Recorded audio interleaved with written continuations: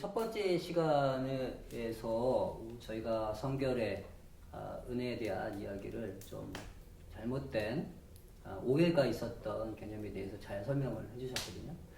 근데 제가 이제 성결교 또 목사로서 선교사로서 사역을 해나가는데 그 성결의 은혜를 이제 강조하고 그리고 그 용어를 자꾸 사용하려고 하다 보면 가끔 제가 너무 이 교단성을 부각시키는 선교사인가?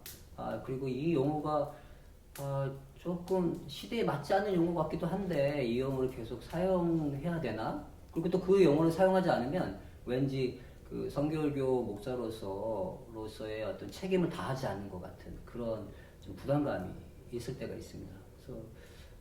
그래서 그럼 저에게 어떤 좀 좋은 조언을 좀 해주실 수 있는 것이 좀 있으신가요? 네, 저도 이제 학창 시절에 분명한 그 교리는 우리가 학교를 통해서 들었는데 나의 삶과 사역 속에 그게 잘 맞지 않는 이런 것 때문에 갈등을 많이 했었죠. 그러다 보니 여기서 말하는 그 성결이라는 것이 과연 이런 것인가 또는 거기에 만족감도 없고요. 저에게 있어서. 예. 그리고 뭔가 아까 말씀하신 대로 이건 좀 어떤 시대적으로 좀 이제 좀 이전 것에 지나가 버린 것은 아닐까 그런 여러 가지 의구심들이 많이 일어나곤 했었죠. 예. 그것이 결국엔 이제 제가 성결에 대한 여러 연구들을 여러 고전들도 그렇고 또 최근에 번역서라든지 이런 것들을 이제 자꾸 탐구하게 되어진 그러한 동기가 되었거든요. 예. 그런데 이제 그런 고통의 과정들이었지만 이제는 좀 우리가 같이 나눌 수 있는 성결이란 그 시대 때 이렇게 말했던 성결이란 오늘날의 이런 것으로 얘기할 수 있는 것이다라고 말할 수 있는 그런 자신을 갖게 됐습니다. 그러세요? 예. 궁금하시죠? 예, 상당히 궁금한데요. 예. 그러니까 이걸 모든 사람들이 좀 알아야 돼요. 예. 예, 그래서 쉽게 이해하고 예. 적용할 수 있어야 됩니다. 궁금하시죠? 예, 왜 이렇게 뜸을 들이세요? 궁금하십니까? 궁금하면 500원. 예, 그런데 정말 이런 걸 나눌 때는 참 쉽게 나눌 수 있게 되는데 네. 이거를 정리하는 데는 정말 인고의 과정이 있었다고 생각이 돼요. 예.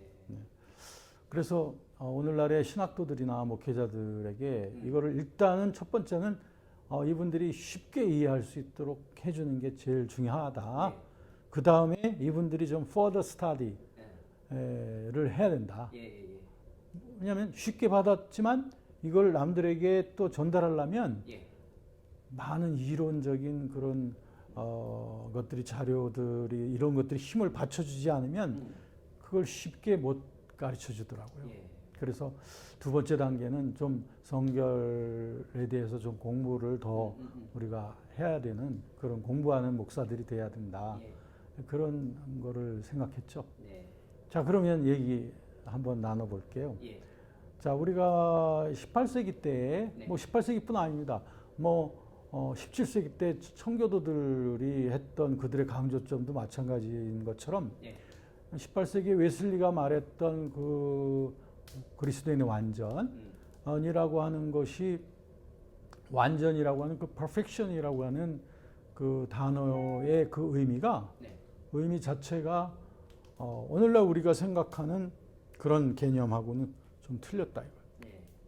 그게 18세기뿐 아니라 19세기 초반에도 미국과 영국에서 부운동이 일어날 때도 perfectionism이라는 용어들이 많이 있었거든요. 완전주의. 그 완전주의가 뭐냐? 그것은 그런 그 절대적 완전을 의미하는 것이 아니라고 하는 것이죠. 그게 우리들이 우선 오해가 일어나는 첫 번째 지점이 바로 거기였습니다. 그런 완전의 단계는 이 땅에서 순간적으로 이루어질 수 없죠.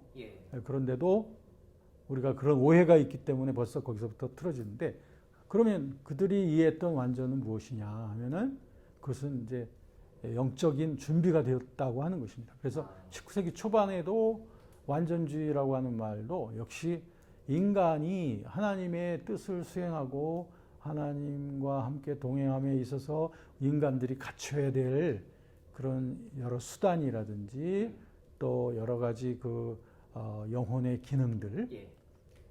지성이다라든지 의지라든지 이런 것들이 잘 준비되어져 있는 그 상태에 이르는 것, 예. 그게 바로 완전이라고 본 거예요. 그러면 그 시대에 있었던 사람들은 완전이란 단어를 들었을 때 교수님이 말씀하셨던 준비, 하나님 앞에서 나 자신을 준비하는 어떤 그런 용어로 이해했다라는 이야기이신가요? 그렇습니다. 그렇기 때문에 19세기 부흥사들은 그 완전을 성도들에게 소개하는 데 있어서 크게 부담감을 안 가졌습니다. 예. 왜냐하면 그런 영적 준비는 순간적으로 이루어질 수 있다고 본 거예요. 예. 그게 이제 19세기 후반에 부흥 운동의 아주 큰 키였죠. 예. 그래서 P.B. 팔머라든지 이런 웨슬리안 지도자들은 Altar Theology, 제단 신학이라고 하는 거를 하면서 찬송가에 있듯이 내게 있는 모든 것을 아낌없이 주께 드리네, 이런 것들이 다 Altar Theology거든요. 예. 나를 완전히 주님 앞에 순간적으로 완전히 드리게 되면 마치 그 구약에서 제사장이 흠없는 그 제물을 제단 위에 그 완전히 올려놓는 순간, 그때 하나님의 불이 거기에 떨어졌단 말이죠. 예. 그렇기 때문에 온전한 헌신이 결국엔 온전한 그 충만을 가능하게 해주는 조건이라는 게 19세기 후반의 부운동이 아주 큰 메시지였죠. 예. full surrender, 예. 전적 헌신. 예. 그러니까 부흥사들은 그걸 체크한 거죠. 당신 정말 주님 앞에 전적으로 헌신했는가? 당신의 삶을 주 앞에 드렸는가? 그러면 그 둘 중에 하나일 수 있죠.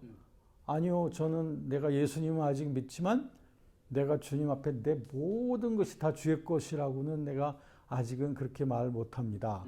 이건 아직 온전히 드린 게 아니라는 거죠.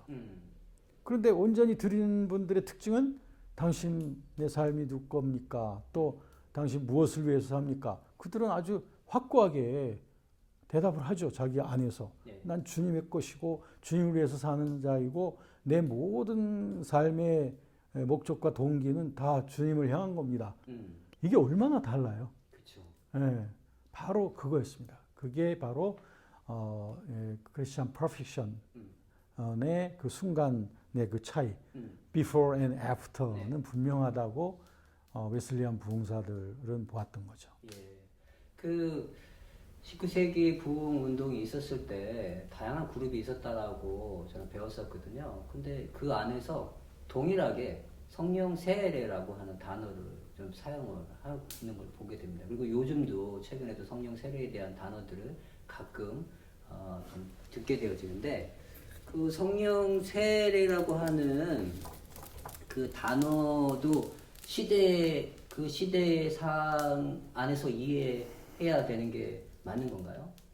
네, 성령 세례라고 하는 이제 용어는 사실 19세기 부흥 운동 때 아주 강렬하게 여러 교단에서 사용하던 그런 부흥 운동의 아주 중요한 키워드였었죠. 네. 그렇기 때문에 그것은 뭐 웨슬리안뿐 아니고 리폼드 개혁파 쪽에서도 또 캐즈윅에서도 사용하고 또 하이어 크리스천 라이프 쪽에서도 사용하고 여러 곳에서 그 전적인 헌신을 통한 성령의 충만함을 강조하는 곳에서는 다 이 용어를 사용했습니다. 네. 그 후에 이제 19세기 아주 그 말과 20세기 초에 생긴 그 펜테코스탈 오순절주의에서도 당연히 사용했고요. 예. 그런데 지금 이제 질문하신 바와 같이 같은 용어이지만 그들의 강조점은 조금씩 틀렸다고 하는 게 굉장히 흥미롭습니다. 예. 우리 목사님은 어떻습니까? 전에 그 성령 세례라고 하면 어떤 것이라고 이렇게 개념을 갖고 계셨을까요? 성령 세례는 일회성으로 제가 처음 경험하게 되어지는 성령 충만이라고 하는 용어도 사용되어질 수 있다라고 얘기를 좀 제가 또 배웠던 것 같고요. 그리고 중요한 거는 내 삶 안에 아주 중요한 어떤 삶의 전환점을 가졌던 그 순간. 그래서 저 같은 경우는 내가 죄로 말미암아 이렇게 계속해서 내 안에서 어려움을 겪고 있었던 어떤 그런 삶이 아니라 내가 하나님 앞에서 거룩해지고자 하는 어떤 열망들이 생기고 또 아울러 내가 다른 사람들에게 전도하고 복음을 나누고 섬길 수 있는 어떤 그런 힘을 갖게 되어진 어떤 그 첫 번째 순간 어떤 그런 경험이었던 것 같습니다. 네네. 그래서 이제 그것이 이제 그 보통 우리가 성령 세례를 통해서 기대되어지는 이제 그런 기대치가 이제 거기에 담겨져 있는 그런 말씀이죠. 그러면서 우리는 그 성령 세례의 여러 계보들이 있다는 거 이런 것들은 잘 몰라요. 예. 그래서 드와이트 무디나 R.A. 토레나 존 웨슬리나 다 이런 어떤 그 성령 세례라는 말을 쓰니까 다 똑같은 어떤 것을 얘기할 거라고 생각하지만, 네.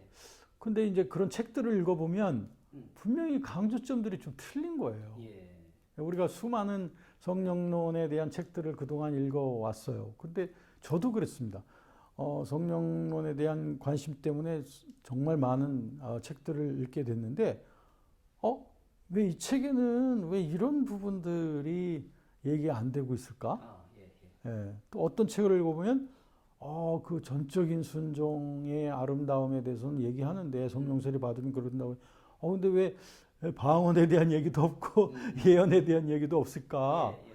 이상하다. 이거는 전에 읽은 책하고는 틀리네. 네.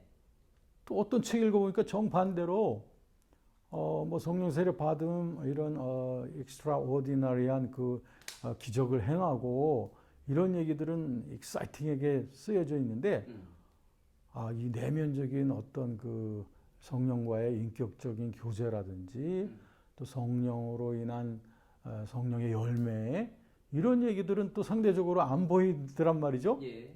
이거 도대체 뭐야? 어떤 분의 책은 이렇고 어떤 분의 책은 이렇고 이거 분명히 뭔가가 길이 좀 서로들 다른 길들을 걸어온 게 아닌가? 네. 그래도 그걸 정리를 하지 못하고 있었죠. 예. 그러다 참 하나님 은혜로 이제 제가 이제 박사 과정의 학위 논문을 쓸 때에 이거를 정리해야 되겠다. 그래서 19세기 전통 성령론 운동의 전통으로부터 이제 추적을 해가지고 그것이 이제 한국 교회의 성령론의 어떤 신앙들을 만들어 왔는지를 추적을 하게 됐죠. 네. 그러다 보니까 그 계보가 있더라고요. 궁금하시죠? 말씀 안 해주실 건가요?